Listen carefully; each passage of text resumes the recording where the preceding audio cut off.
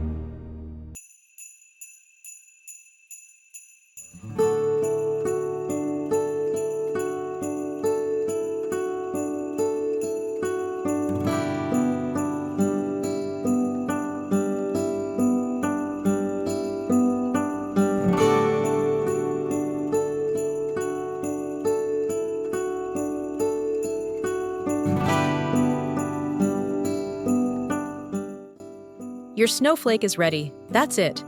You can use your snowflake to decorate windows, a Christmas tree, or anything else you like. Thanks for watching. Don't forget to subscribe, like this video, and I'll see you in the next one.